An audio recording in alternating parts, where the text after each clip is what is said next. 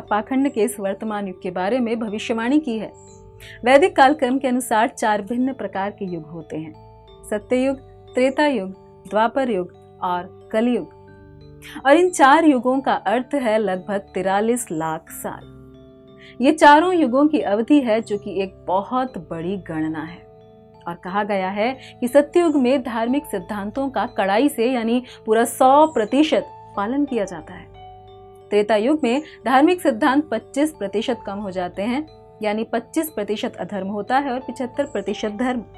और फिर द्वापर युग में 50% धर्म और 50% अधर्म होता है, और यही धर्म कलयुग में बचता है केवल 25%, जो क्रमशः क्षीण होता जाता है और आखिर में धर्म शून्य हो जाता है, समाप्त हो जाता है।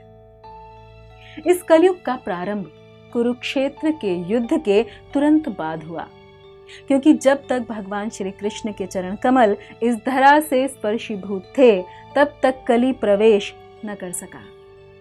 और इस कलयुग के हमने अभी कुल 5000 वर्ष बिताए हैं और 4,27,000 साल अभी भी बाकी हैं। और कलयुग का ये वर्णन श्रीमद् भागवतम के 12वें स्कंध में दिया गया है, जिसकी रचना स्वयं भगवान के अवतार श्रील व्यास देव जी ने की है। क्योंकि वे भूत, वर्तमान तथा भविष्य के ज्ञाता थे, अतः वे पूर्ण यथार्थता के साथ कलयुग का वर्णन कर सके। और ये वर्णन है कि कलयुग के प्रभाव से धर्म, सत्य, पवित्रता, क्षमा, दया, आयु, शारीरिक बल तथा स्मरण शक्ति दिन प्रतिदिन क्षीण होते जाएंगे। वित्तमेव कलौ नृणाम, यानी आप किसी तरह से धन प्राप्त करते हैं तो मानो आपने सब कुछ प्राप्त कर लिया। आप तीसरे दर्जे के, चौथे दर्जे के या 10वें दर्जे के व्यक्ति हो सकते हैं, किंतु यदि आप किसी भी तरह से धन प्राप्त कर लेते हैं तो आप बहुत प्रतिष्ठित व्यक्ति बन जाते हैं। आपके संस्कार, कुलीनता, शिक्षा या ज्ञान का प्रश्न ही नहीं रहता। यानी जिसकी लाठी उसकी भैंस वाली कहावत चरितार्थ होगी। यह कलयुग है। धर्म न्याय व्यवस्थायां कारणम बलमेव ही अवृत्ताय न्याय दौर्बल्यम पांडित्य चापलम वचः। यानी यदि आपके पास धन नहीं तो न्यायालय में आपको न्याय नहीं मिलेगा। अतः धन का महत्व है, वास्तविक योग्यता का नहीं। और यदि कोई दक्षता से बोलता है तो लोग ये नहीं देखेंगे कि वह क्या बोल रहा है, चाहे कोई समझ न सके, फिर भी वह पंडित कहलाता है। यानी जो चिकनी चुपड़ी बातें बनाने में चतुर होगा वह विद्वान, पंडित माना जाएगा। यदि आप गरीब हैं तो आप बेईमान हैं। सत्यत्वे धाष्ट्यामेव ही, यानी जो व्यक्ति केवल शब्दों का माया जाल रचता है उसे सत्यवादी समझा जाएगा। दाक्ष्यम कुटुंबम भरणम, उस व्यक्ति को अत्यंत निपुण माना जाएगा जो अपने परिवार, पत्नी तथा बच्चों का पालन कर सकेगा। इसका अर्थ ये है कि ये एक बहुत मुश्किल काम बन जाएगा, जो अब भी मुश्किल बन चुका है।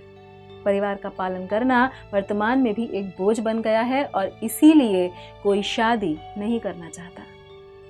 पुरुष तथा स्त्रियां केवल ऊपरी आकर्षण के कारण एक साथ रहेंगे और व्यापार की सफलता कपट, छल पर निर्भर करेगी। पुरुषत्व तथा स्त्रीत्व का निर्णय कामशास्त्र में उनकी निपुणता के अनुसार किया जाएगा और केवल जनेऊ पहन लेने भर से किसी को ब्राह्मण मान लिया जाएगा। कलयुग में लोगों की बुद्धि नास्तिकता से पीड़ित होगी और नास्तिकता के कारण लोग भगवान के अस्तित्व को स्वीकार ही नहीं करेंगे। जहां जलाशय होगा उसे तीर्थ स्थान मान लिया जाएगा और बालों की सजावट को, केश सज्जा को मनुष्य की सुंदरता का आधार माना जाएगा। धर्म का पालन मात्र यश पाने के लिए होगा, चाहे उन्हें भगवान के विषय में कुछ पता हो या नहीं। तथा ज्यों-ज्यों इस युग में कठिनाइयां, संघर्ष बढ़ते जाएंगे, बहुत अधिक अकाल, अनावृष्टि और कर यानी टैक्स से सताए हुए लोग परेशान होकर जंगलों में जाकर पत्तियां, जड़ें, मांस, फल फूल और बीज खाने को विवश होंगे। श्रीमद् भागवतम में भविष्य का प्रामाणिक वर्णन हुआ है। जिस तरह वृक्ष से विलग हुई पत्ती सूख जाती है और विनष्ट हो जाती है, ठीक उसी तरह जब मानव समाज का संबंध भगवान से, परमेश्वर से टूट जाता है तो हिंसा तथा अव्यवस्था के कारण वह मुरझाकर बिखर जाता है। एक छोटा सा उदाहरण कि हमारे पास कंप्यूटर और मिसाइल है, एटम बॉम्ब है, लेकिन यदि भगवान वर्षा ही नहीं करें तो हम भूखों मर जाएंगे। और इस तरह से शीत, उष्ण, ओलों की वर्षा, इन सब से व्यथित होते होते धीरे धीरे मनुष्य की जीवन अवधि बहुत कम हो जाएगी। शरीर भी धीरे धीरे आकार में कम होते चले जाएंगे और सबसे प्रसिद्ध व्यवसाय होंगे चुराना, झूठ बोलना और हिंसा करना। सब व्यक्ति शूद्र हो जाएंगे व गाय का आकार बकरी के जैसा हो जाएगा। जॉइंट फैमिलीज यानी संयुक्त परिवार होंगे ही नहीं, और ये तो हम आज भी देख रहे हैं कि आजकल लोग एक साथ नहीं रह पाते। अधिकांश वृक्ष भी छोटे छोटे हो जाएंगे व आसमान में बादलों से वर्षा कम व बिजली अधिक चमकेगी। ये हैं कलयुग के क्लेश, कलयुग के लक्षण। और तब कलयुग के अंत में जब वह अपनी चरम अवस्था पर पहुंचेगा, भगवान आएंगे कल की रूप में।